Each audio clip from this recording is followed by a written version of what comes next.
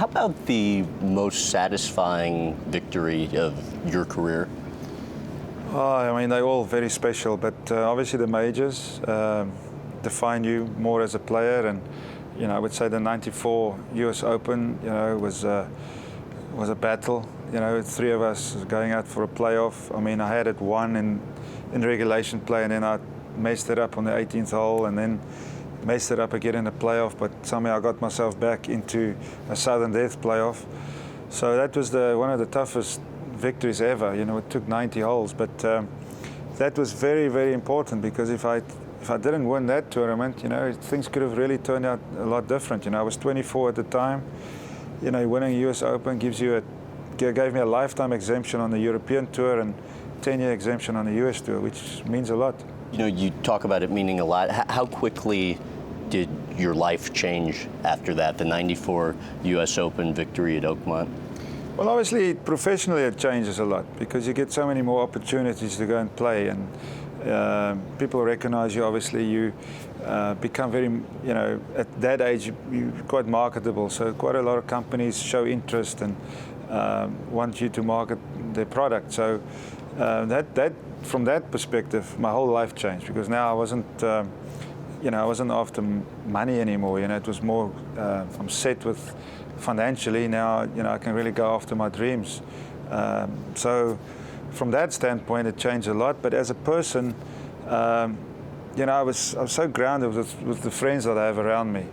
I've got friends who have been lifelong friends, and when you have friends like that, even with success, you don't change. You go back home and you still do the same things with them. So from that perspective, I don't think I did change. One article read that you, quote, graduated from a wonder kid on a free pass to heir apparent under a microscope. A lot of people might forget this is 1994, and just the worldwide importance of that year to South Africa, with Nelson Mandela being elected president that year. Even amid everything going on at that time in South Africa, the significance of your victory in your native country would be what? Well, it was huge. It's probably the first big, major sporting event that a South African won, on a worldwide stage for a while. Maybe since, maybe Gary Player. I'm not sure if anybody won a major since Gary Player. So it was big, and especially at my age.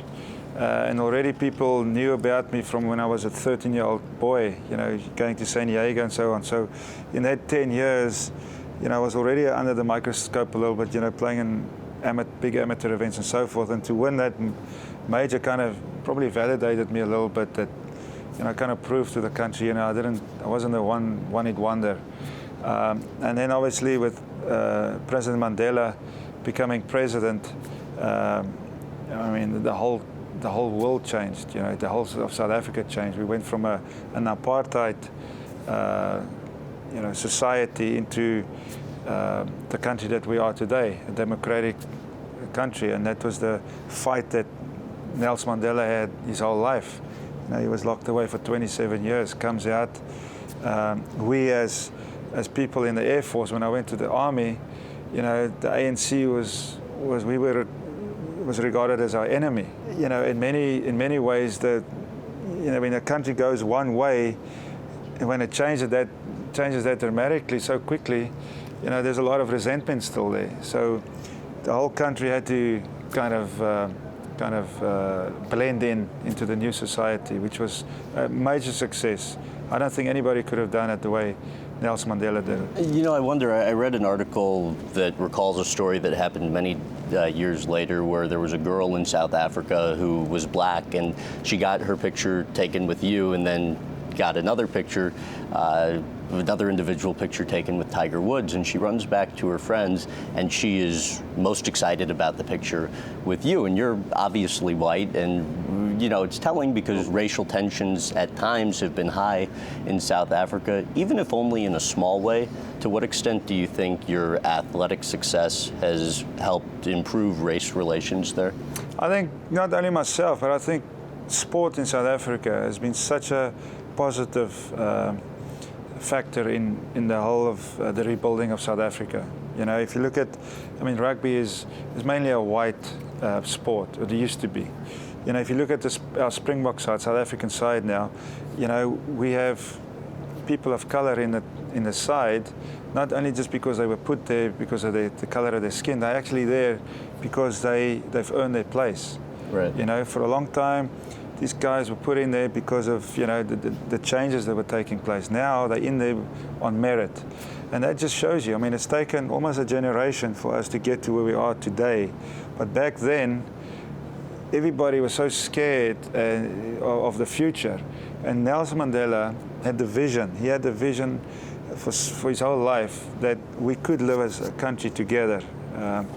I think sport has definitely helped. I know for myself, you know, as a golfer, you know, I've always had black friends. You know, I used to practice with my black friends. You know, even the guys that used to caddy for me. I mean, I had a lifelong friend called Mishak. You know, when I was a kid, I used to go after school, go practice, and he'll help me. And then when I turned pro, he caddied for me.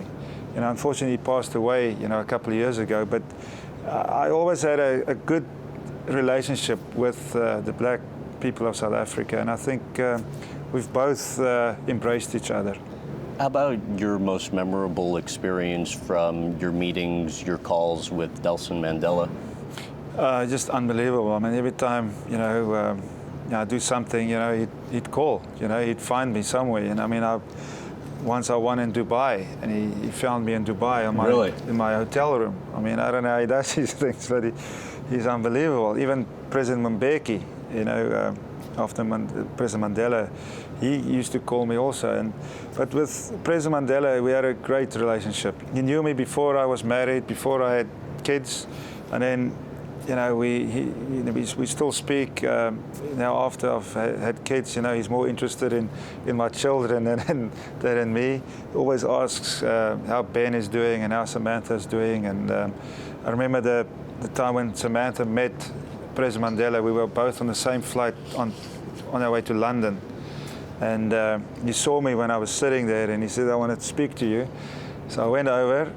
He only said hello to me. He said, "Where's your daughter? I want to meet your daughter." So, you know, he's a great man. And this just isn't any president. This is Nelson Mandela. This is President Mandela. You know, just the most special man ever.